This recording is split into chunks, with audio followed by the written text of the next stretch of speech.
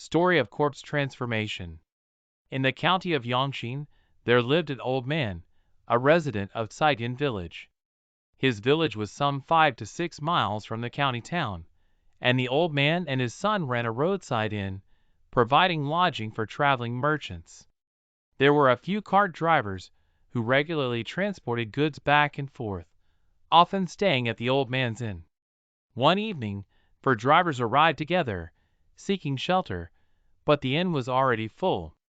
Unable to come up with any other solution, they insisted the innkeeper find a way to accommodate them. The old man pondered and thought of a place, but he was afraid it might not be to the guests' liking. The guests said, "We just need a place to shelter from the wind and rain. We can't be picky." At that time, the old man's daughter-in-law had just died, and her body was being kept in the house.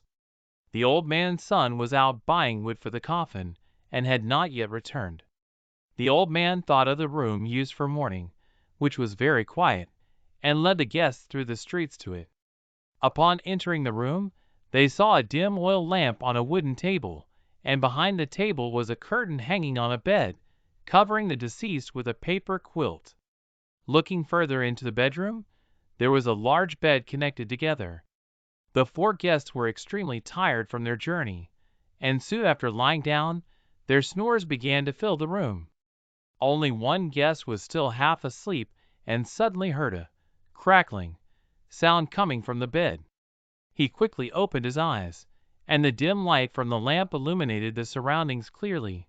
The female corpse had already sat up, uncovering the paper quilt, and after a while, she got off the bed and slowly walked into the bedroom. The female corpse's face was pale yellow, with a piece of raw silk tied around her forehead. She approached the bed and blew on each of the 3 sleeping guests. The awake guest was terrified, afraid that the female corpse would blow on him, so he quietly pulled up the quilt to cover his head, holding his breath to listen to the female corpse's movements. Before long, the female corpse indeed came over and blew on him like she did to the other guests. The guest felt the female corpse leave the room, and soon heard the sound of the paper quilt. He peeked out and saw that the female corpse was lying there as before. He was very scared and didn't dare to make a sound, secretly kicking his companions with his foot, but they didn't move at all. He thought about it, and decided to put on his clothes and run away. As he sat up to put on his clothes, the crackling sound started again. He was scared and lay down again, hiding his head under the quilt. He felt the female corpse come again, blowing on him several times before leaving. After a while, he heard the bed make a sound, and knew that the female corpse was lying on the bed again. So he slowly reached out from under the quilt, found his pants, quickly put them on, and ran out barefoot. The female corpse also sat up, as if to chase the guest. But by the time she left the bed, the guest had already opened the door and ran out. The female corpse ran after him. The guest ran and shouted, but no one in the village was awakened. He wanted to knock on the innkeeper's door, but was afraid that if he slowed down, the female corpse would catch up with him. So he ran towards the county town with all his might. When he reached the eastern suburbs, he saw a temple and heard the sound of a wooden fish, so he hurriedly knocked on the temple door. The monk in the temple was surprised by his unusual behavior, and did not immediately let him in. As he turned around, the female corpse had already arrived, only a foot away from him. The guest was even more panicked.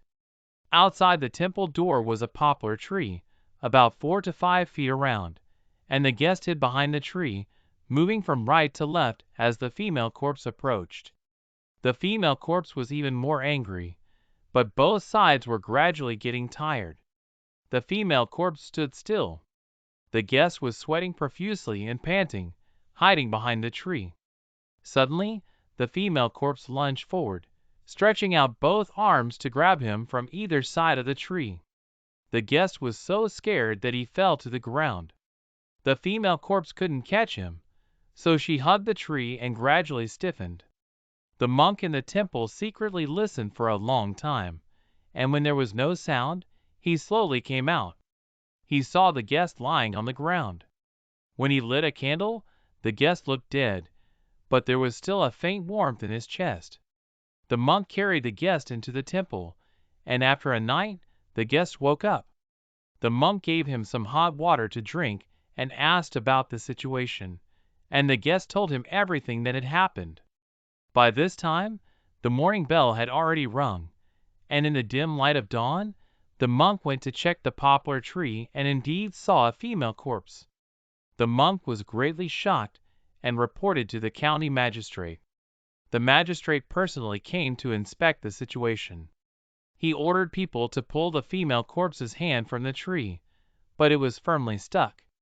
Upon closer inspection, the 4 fingers of the female corpse's left and right hands were curled up like hooks, deeply embedded in the tree trunk. Several people tried to pull it out, but it was not until they exerted all their strength that they were able to pull the female corpse down from the tree. The holes in the tree where the female corpse's fingers had been were like holes made by a chisel. The magistrate sent a messenger to the old man's house, where there was chaos due to the disappearance of the female corpse and the sudden death of the guests. The messenger explained the situation to the old man, who then followed the messenger back and carried the female corpse home. The guest cried to the magistrate, saying, "The 4 of us set out together, and now only I am returning. How can I convince the people in the village of this?" The magistrate then wrote him a certificate and gave him some gifts to take back with him. The end.